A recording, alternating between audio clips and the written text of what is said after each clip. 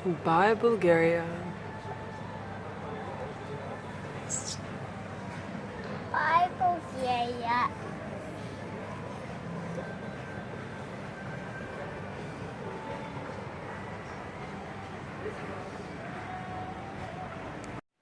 Hi ladies and gentlemen, and welcome back to another video. Haven't seen you all in a while. I know. Yeah, we've been going through a storm basically, and eventually I will probably tell you all about it, okay? But all I can say is that we're no longer in Bulgaria, we're in another country, okay? And I believe this was the best decision for me and my son, you know. But this video, guys, this particular video is about it's about holding on to things, you know, situations or people that no longer serve you, okay? And you know, the pain that comes with that basically, okay? Anyways, but I'm going to go into in this video I'm going to go into my own kind of delusions, you know, and I'm going to be clear, you know. Spiritual awakening doesn't magically release you from, you know, from all the, what should I say, it doesn't automatically release you from the work that you have to do on yourself. There's always still work to be done. There's more healing to be done. Sometimes there's more healing, sometimes there's more, you know, releasing unhealthy attachments, places, and so on, right? And so it's a process, right? So like I said, spiritual awakening doesn't remove all of that. It's not like a magic pill that you take and that's it. Everything is, you know, magical and wonderful, and all the problems are gone. You know, no, that's, you know, that's not true. Okay, but what is true is that you know, and I will give you an example, okay? Remember how I told you I still had the relationship with my dad, right? Well, and it was good, right? Well, guys, I was lying to myself, okay? And recently, very recently, God showed me this, right? But guys, I already knew, okay? I already knew what God was kind of or what God showed me. I knew this was gonna happen. I knew this was very likely to be the outcome, right? And so, but still, I lied to myself. You know, I lived in a delusion. I created a delusion around the fact that I still do have a good dad, right? That cares and that wants to be a part of our family, right? And that is supportive, okay? But it's in fact, you know, if you are a chosen one, if you're a God's child, you're more likely you're not going to really have any family, okay? And even what you're seeing in the background, you know, we are in our great grandmother's house, right? And it's not going to be for long, okay? And I'll tell you exactly why in another video, okay? Not this one. You know, what I want to say, right, is that I created a delusion about my dad, right? And really, in reality, he was never in the picture when I was growing up, you know, and he only came around like much later on, you know. And in fact, when I did see him for the first time, right, his energy was pretty bad. And I just kind of chose not to see that or not to feel that even, right? And so, you know, and the person's energy is everything, right? It never lies. Like a person can lie all they want, right? But a highly intuitive person will always pick up on, and in fact, mostly everyone is going to pick up on another person's energy, okay? We do it unconsciously, right? We can read energy unconsciously. And so it's impossible to lie with your energy. You can lie with your words, right? You can say whatever you want, but your energy never lies. So anyways, I already felt something was off, beforehand. But still, yet we continue to kind of keep in touch sometimes, and it was me who wrote for the most part, right? And he helped a little bit, right, with money when we really needed it, and not too much money, right, but just a little bit, and enough for me to get paid again, right, and to have enough money. So he helped once or twice, right, 3 times maybe, and over like a prolonged period of time, right? And so I appreciate him for this, right? And that's nice. But what I want to say is that, support, right, goes way beyond just the monetary, right? And so just because someone is helping you financially, monetarily, right, even in little ways, right, very little, it doesn't necessarily mean that they care about you, or your well-being, right? Anyway, so when we moved here, we moved to our great-grandmother's house, right? And we had no choice, basically, right? Financially, we were really, really strapped. And as soon as I got into this house, I felt the really, really bad energy here, right? And so, and I was like, uh-oh, And, first of all, my dad never offered for us to stay in his place, even though he has one, And I think he has like a townhouse. I honestly don't even know where he lives, right? But anyways, he never offered, right? That was a red flag number one. He brought us here, and then, we got here, and I felt the really bad and heavy energy in this house, right? And it was felt like heavy rocks were placed on me, basically. That's the only way. Or like pressure, right? Like from both sides, like from all sides of your body. That's how it feels to me, like heavy energy, right? And so I was like, okay, that's not good, okay? But anyways, over the past, we've been here for like a week or so, right? And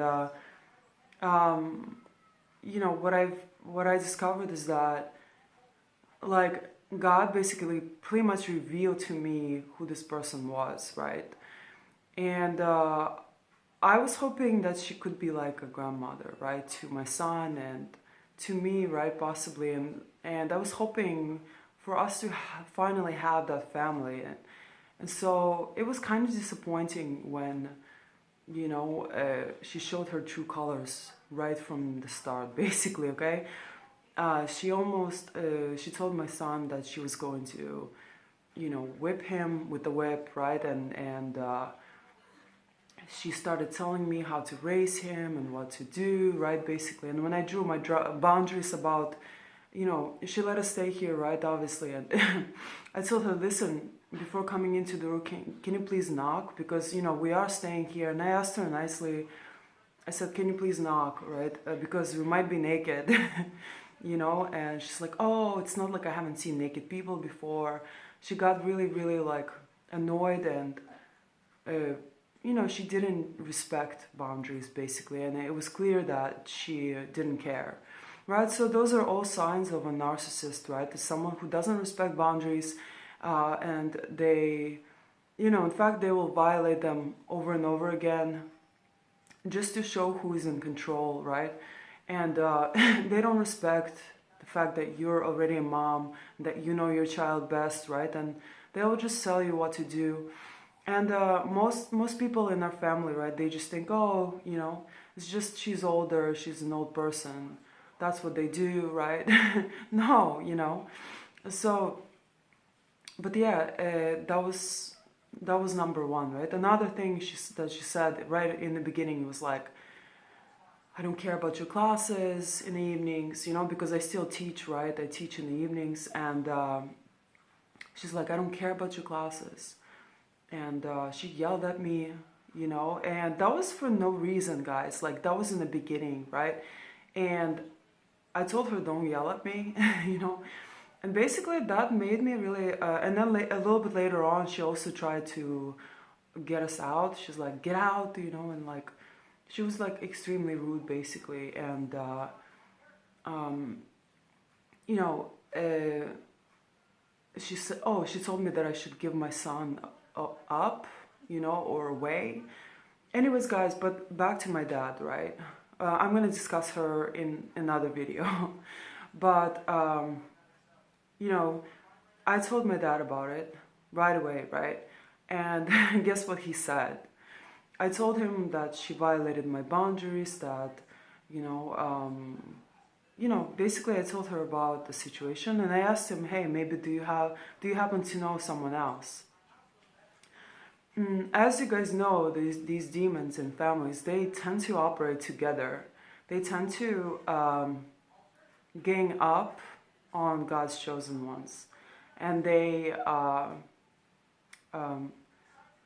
you know, they basically gang up, right, on the chosen one, and they kind of, you know, they tend to, when it comes to the chosen ones, they tend to gang up on them and operate together, kind of create like a bond, right, and abuse together, okay? And you know, in fact, a lot of people in my family tried to get me to contact him, and they tried to get me to call him and to be in a relationship with him again, even though after everything I decided to just end my relationship with him. And I said, listen, please don't contact me again. I don't want to have a relationship with you. I'm sorry, okay?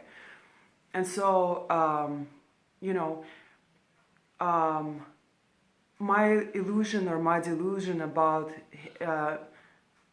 our relationship was blown away by the fact that, or after the fact that he said what he said to me, after I told him about the situation, right? He said, I don't have anyone, I don't know anyone. He said, you should get your head out of the clouds and come back to earth and, you know, respect the person that you're staying with and learn to get along with people. And, you know, he was telling me this out of nowhere. Like, I get along with people, you know, I didn't defend myself to him, right? Because I know who I am, and I get along with people very well, especially good people. It's the bad people that I have a problem with, right? And even with the bad people, I don't argue anymore. And, you know, anyways, I didn't feel like I had to defend myself to him, you know, or tell him who I am. Once again, he's just projecting all of this on me, right? And so he started projecting all of this on me and telling me who I was, right, basically, and what I was. And he basically started telling me to suck it up, basically, and to take the disrespect and to take the abuse, you know. Instead of being supportive, instead of being compassionate, right, empathetic. And he said, if you don't be quiet, if you don't, you know, shut up, basically, and sit quietly, you know, then you guys will end up on the street.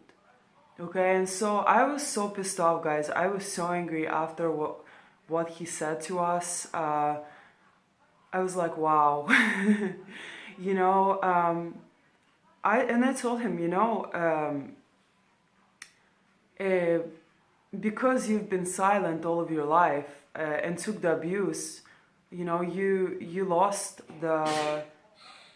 all your positive inner qualities. Because when we're quiet in situations like this and when we don't do anything, then you know, if I was to, for example, stay here, right, and just take the abuse, I would lose my self-respect, I would lose my confidence, I would lose my positive inner qualities that took me a while to gain, right? And I wouldn't be able to go after anything. I would just stay in fear, right? Like most people in this world, right? They're staying in fear, they're staying in abusive situations, they're staying in situations that are no longer serving them, that are keeping them small and that are keeping them from thriving, right, and excelling in life. And so, yeah, you know,